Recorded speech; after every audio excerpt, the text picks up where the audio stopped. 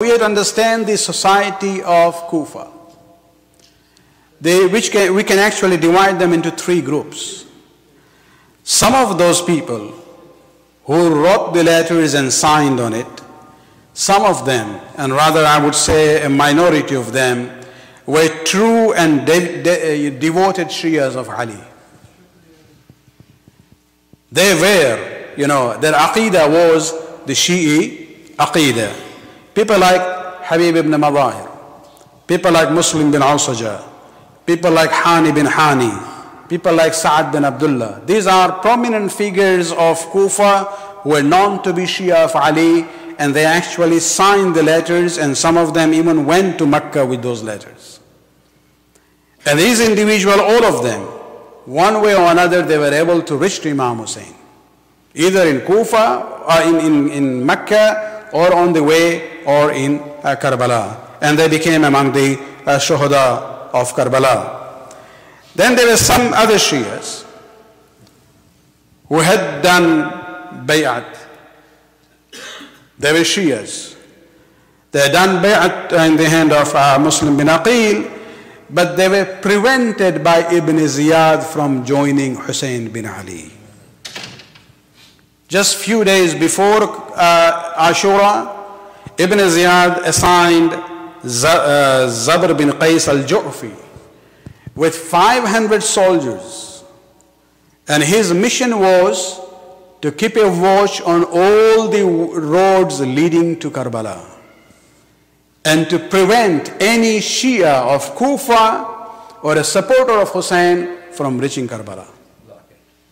For example, we have one example of Amir bin Abi Salma, who actually was able to somehow fight with them, and then very speedily, ran in a direction where he was able to finally reach to Karbala. And he became among the Shuhada.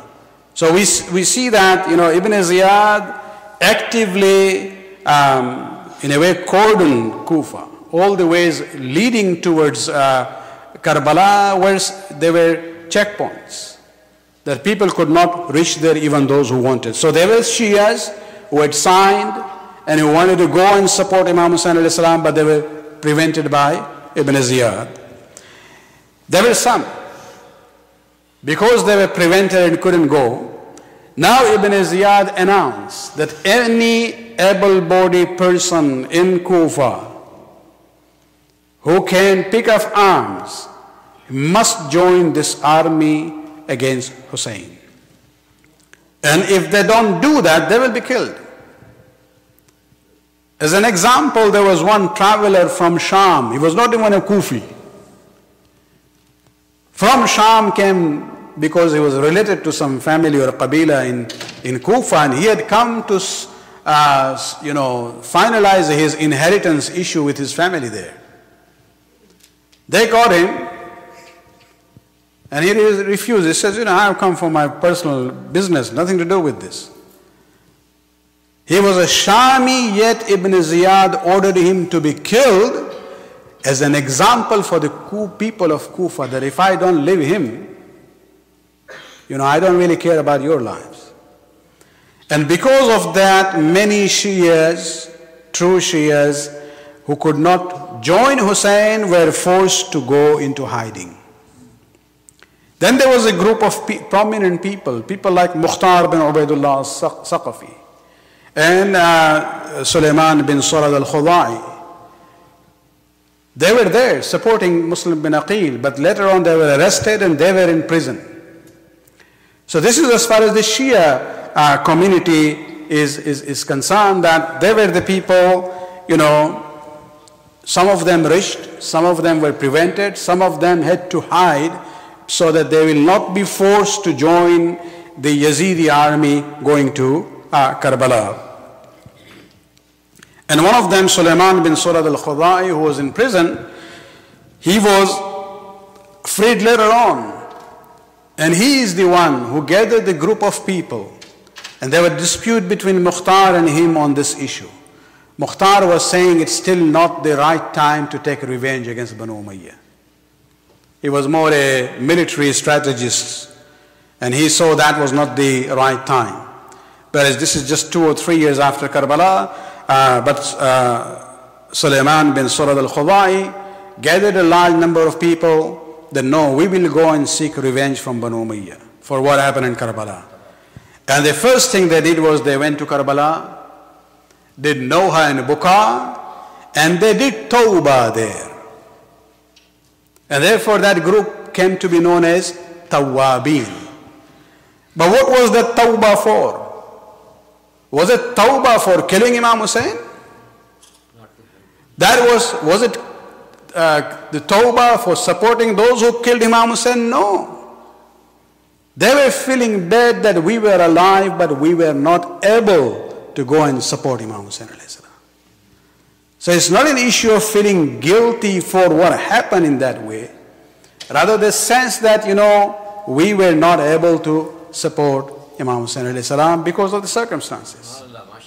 And so you cannot say these are the people who are to be blamed. They are the one who killed Hussein, and now they are crying on themselves.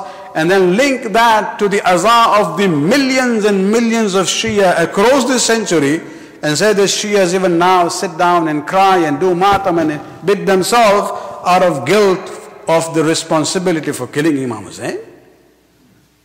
This is a very ridiculous way of looking at things. However, so this is as far as Shias of Kufa are concerned. Majority of those who signed the letters and who did bay'at at the hand of Muslim bin Aqil, these were the people who are known as opportunists. The people whose iman was weak. They can very easily be swayed by the peer pressure. And this is where, when they realize Hussein ibn Ali is coming, he is the grandson of the Prophet, a prominent member of Quraysh, he is willing to lead us, rescue us from the zulm of Banu Umayyah. They said, well, why not? We'll join. Because they consider Hussein at that moment to be the winning party.